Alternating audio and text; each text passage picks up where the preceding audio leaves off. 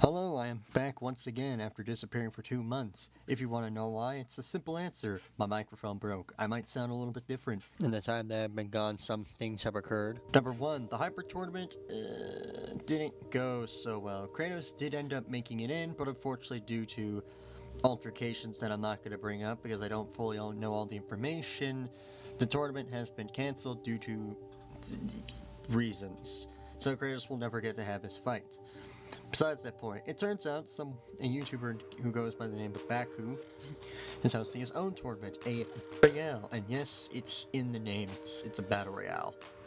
It's a little bit different from the tournaments. There are a few major rules that I will note off before I get into the hybrid that I will be submitting. I will be putting a link to the original video in the descriptions. That way you can, if you wish to participate yourself, you may as well. First off, some of the notable rules. Maximum weight of 100 grams. That's gonna make things interesting. Let's see, what else? Minimum amount of genetic contributor, minimum genome being 3 species, maximum being 12, no mutations, no human enhancements, no human DNA, yeah. Understood all of that, no toxic, yeah. What else? Only allowed to submit one hybrid, yep. Hybrid cannot be cellular, it must be multicellular, yep. Real animals, no fake, yeah. Taxonomically dubious species are not allowed, yep. Okay, pretty simple and fair rule set. Now, what kind of another factor to this battle royale are the sectors. There are 4 sectors, each with their own distinctive biome and very descriptive features that once all the combatants after a certain period of time will all converge onto one specific sector. All the combatants from all 4 sectors have to meet in the final sector. If they do not, they will automatically be disqualified. I'm not going to mention the other sectors since they're not important. I will be only mentioning one at the end of the video where I will be submitting my hybrid to, since I think it fares the best odds in that environment. Now, what could our base genome be? Well, Kratos' base genome was a Wolverine, and in this case, we need something small. Now, I debated heavily on what my base genome could be. It could be a bird, it could be a dinosaur like a Comfy, which was something I really wanted to do because I thought that'd be really cool. But I ended up choosing from 2 of my pre-made hybrids, and I ended up choosing one of those pre-made ones. That being a bug, more specifically, a beetle. It's the perfect base. Beetles are the most successful group of animals on the planet, and they have many other features going for them. They have powerful mandibles, they have a pair of wings, and a pair of elytra, they are a keratin sheet that cover their wings for extra protection. As for the beetle I have chosen for the base, I will be using the Titan beetle. The only major notable things about this guy are 1, it's one of the largest beetles in the world, as well as its really strong mandibles that can not only crush a pencil, but can also puncture human skin. They also have really strong legs. Every source that I read noted how strong their legs were, so I just wrote it down because why the hell not? Maybe they're really strong climbers. On top of that, they also have really long, really sensitive antennae, which will be useful in sensing our hybrid's environment. Our next genetic contributor will be, I'm going to probably butcher a lot of these names, as a lot of these insects and arthropods don't have common names, they only have scientific names.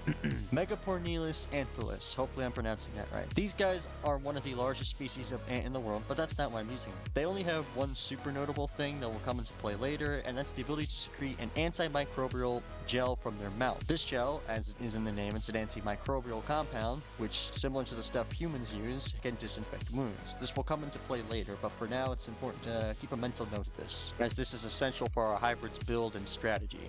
Next genetic contributor, the yellow-horned horsefly. Nothing notable about it, I just chose it because it's a horsefly and it has traits that I need from it. First off, its vision, nice pair of compound eyes, anticoagulant saliva that they normally use to reproduce, however in this case it will be used offensively, as well as a pair of modified wings and 2 halteres.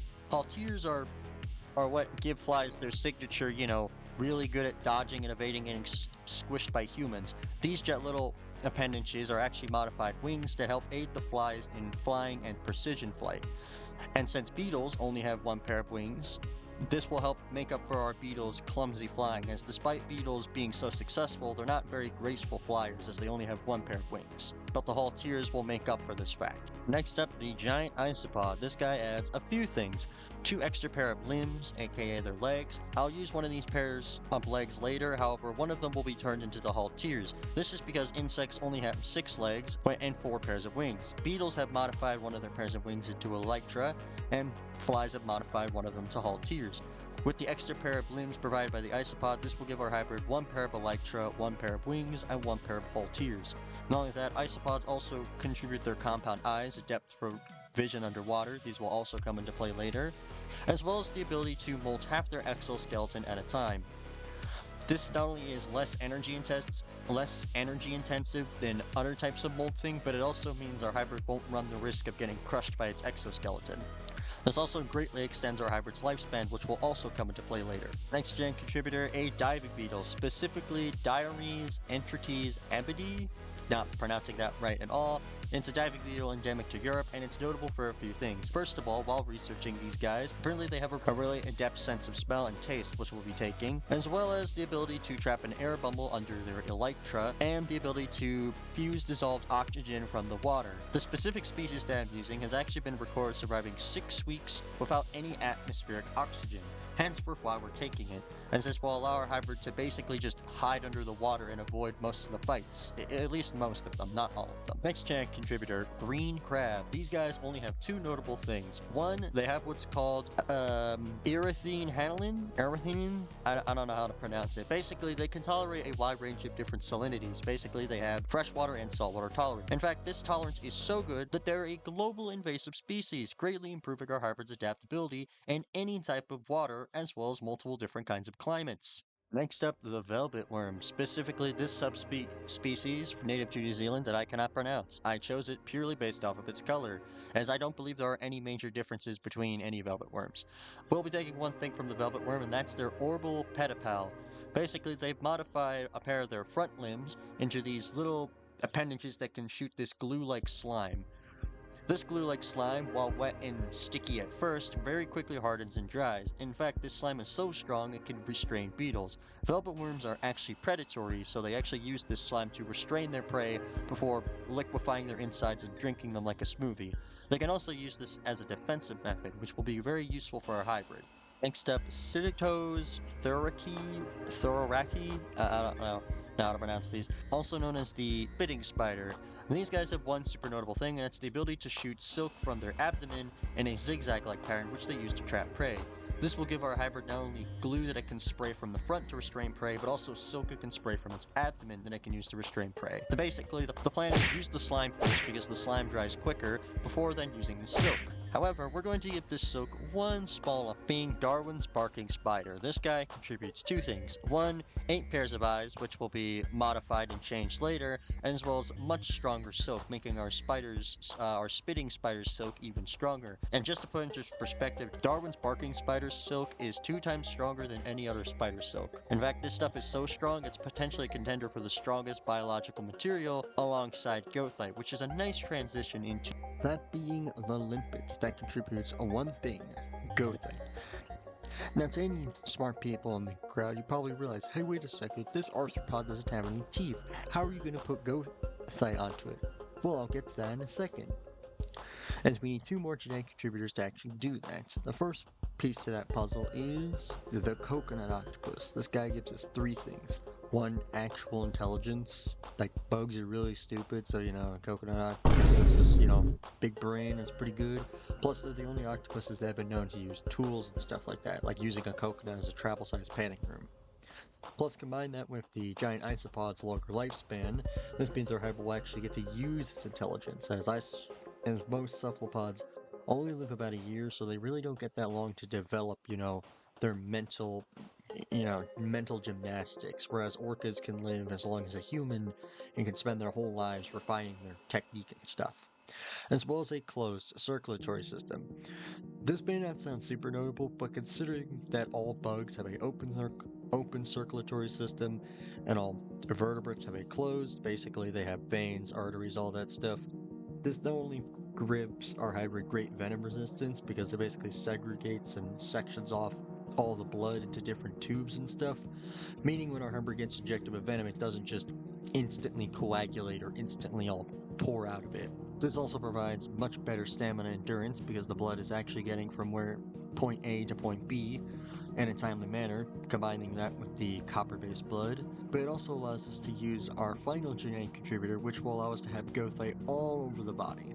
Our final genetic contributor, the vampire bat. Now, on paper, this vampire bat doesn't really make much sense. However, because we now have a closed circulatory system thanks to the octopus, we can now take the vampire bat's ability to distribute iron to different parts of its body and actually use it on our hybrid, because before that just wouldn't work because it didn't have a closed circulatory system.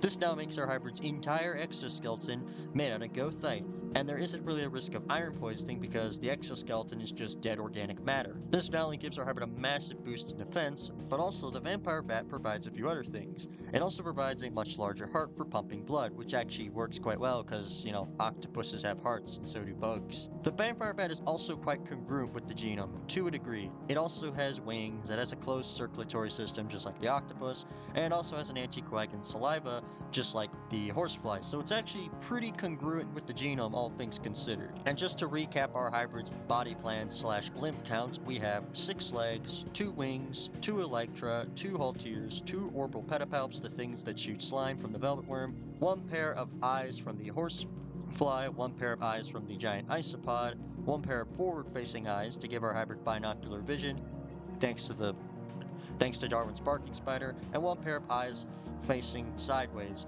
to give our hybrid the ability to see in the back, that way it can more accurately shoot that silk from its abdomen.